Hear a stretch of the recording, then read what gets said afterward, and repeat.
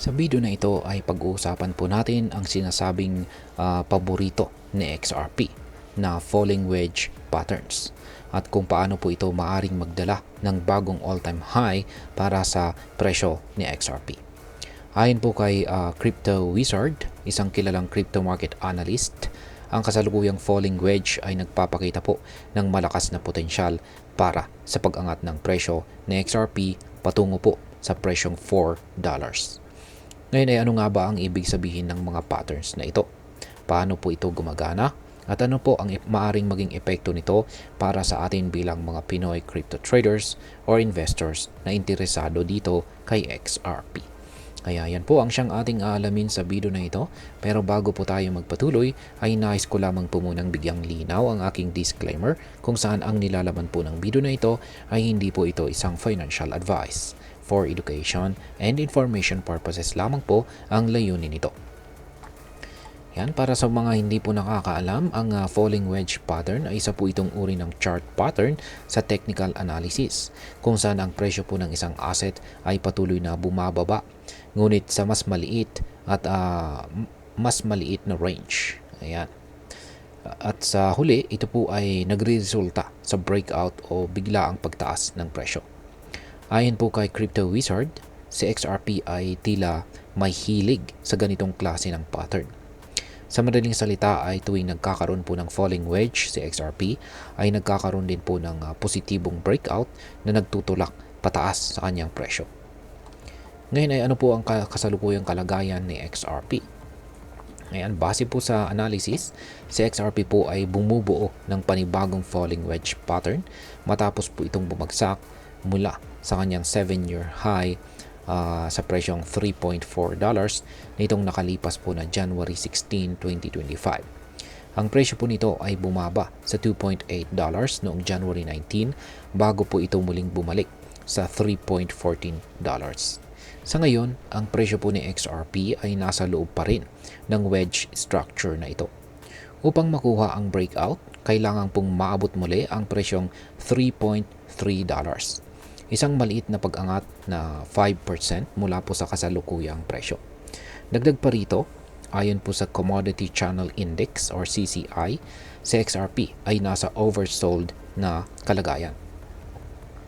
Ngayon ay ano naman po ang ibig sabihin nito? Kapag oversold po ang isang asset, kadalasan na ito'y nagkakaroon po ng recovery dahil nagiging attractive itong bilhin ng mga traders. Ngayon ay ano naman po ang target breakout? Kung makakamit po na XRP ang breakout mula sa kasalukuyang falling wedge na ito, ay inaasahan pong tataas ang presyo nito sa $4 ayon po kay Crypto Wizard. Ang target na ito ay nangangailangan po ng 27% na pag-angat mula sa kasalukuyang presyo na $3.14. Ngayon ay bakit nga ba confident ang analyst sa kanyang projection na ito? Yan, ang kanyang dahilan po ay dahil sa nakaraang performance ni XRP. Sa parehong pattern noong December 2024 ay nakita natin ang ganitong klaseng breakout na siyang nagdala sa presyong $3.4 nitong January 2025.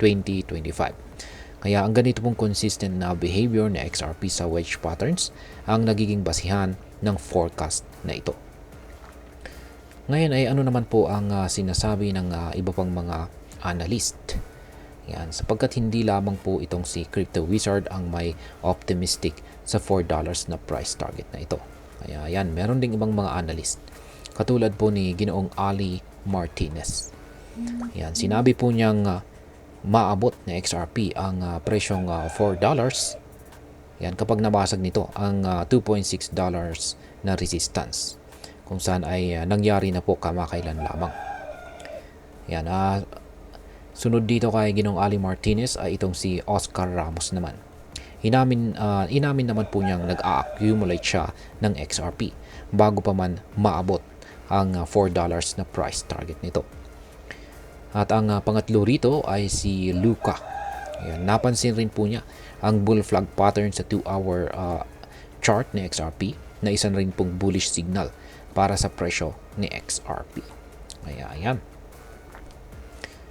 ang mga ito po ay nagpapakita ng kumpiyansa na may malakas po na pag-angat si XRP sa hinaharap.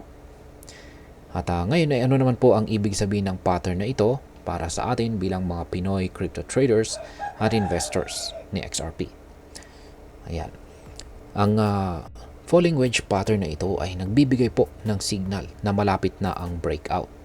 Kung tama po ang forecast, maaaring makakuha po tayo ng magandang kita. Ayan, at sumabay sa pag-angat nito. Yan, maliban dito ay ang consistent po na performance ni XRP sa ganitong pattern ay nagpapakita na ito po ay may potensyal na maging magandang long-term hold. Ang posibilidad na umabot po sa $4 na presyo itong sa XRP ay maaring magbigay ng kumpiyansa sa mga investors. Ang technical analysis naman tulad nito ay makakatulong sa atin na mas maintindihan natin ang galaw ng market. Kung alam po natin ang posibleng scenarios ay mas madali po tayong makakagawa ng decision kung kailan po tayo papasok o lalabas sa ating trade. At ang panghuli ay habang nagiging mas malawak po ang adoption ni XRP at iba pang mga cryptocurrencies, maaari pong ma-impluwensyahan din ang crypto awareness dito sa ating bansa. Kung saan ay mas maraming tao ang magiging interesado sa pag-i-invest sa mga cryptocurrencies. At ayan, bilang panghuli ay ano naman po ang aking masasabi tungkol dito. Ang falling wedge pattern ay isa po sa mga kilalang bullish signals sa technical analysis.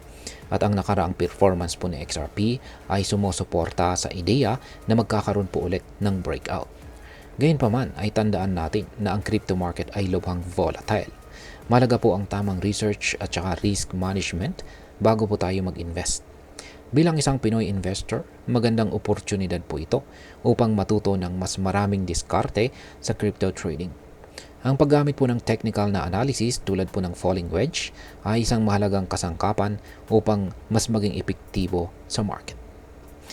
At ayan, hanggang dito na lamang po tayo sa video na ito mga ka-crypto. Sana po ay inyong nagustuhan ang aking paliwanag sa video na ito. Kung inyo po itong nagustuhan, pag-click lamang po ang like button nito. Marami pong salamat sa panonood. Ingat po tayo lagi at God bless po sa ating lahat.